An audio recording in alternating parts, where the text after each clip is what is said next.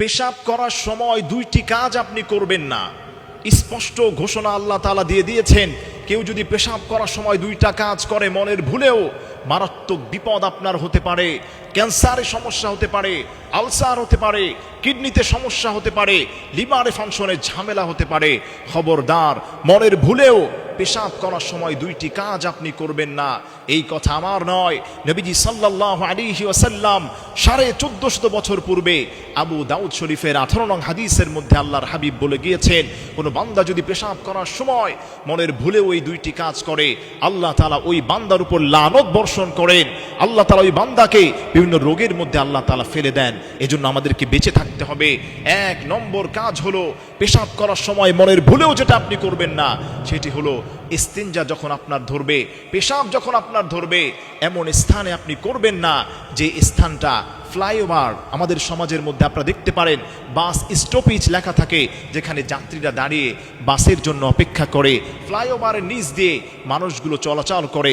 খবরদার, আপনি মনের ভুলেও এই সমস্ত জায়গাগুলোতে আপনি পেশাব করবেন না, অথবা এমন জায়গায় আপনি পেশাব করবেন না যেই জায়গাটা দিয়ে মানুষ চলাচল করে, রাস্তাঘাটে যেখানে মানুষ প্রতিদিন যাতায়াত করে।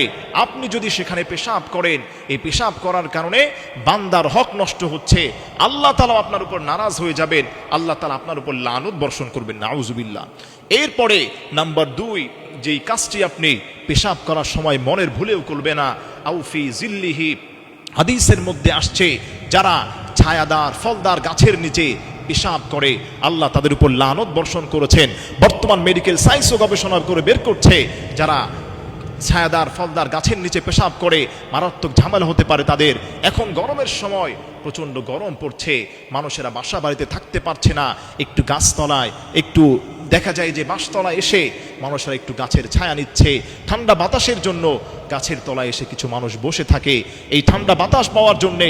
আর আপনি যদি সেই ছায়াদার ফলদার গাছের নিচে এসে পেশাব করেন, তাহলে বান্দার হক নষ্ট হবে, এমনকি আপনি আল্লাহ তাআলার লানত আপনার উপর বর্ষণ হতে পারে। এজন্য আমার প্রিয় ভাইরা, খবরদার, আমাদের প্রত্যেকেরই তো কযায়ে হাজাত অর্থাৎ পেশাব পায়খানার জরুরত হয়। খবরদার, পেশাব করার সময় এই দুইটা কাজ আপনি করবেন না। এই দুইটা কাজ থেকে যদি আপনি বিরত থাকতে পারেন, আল্লাহ তাআলা আপনাকে হেফাজত করবেন। কিন্তু এই দুইটা কাজ আমরা দেখা যায় ইচ্ছাকৃতভাবে অনেকেই করে ফেলি। খবরদার, এটা করবেন না, আল্লাহ তাআলা আপনার উপর নারাজ হয়ে যাবেন।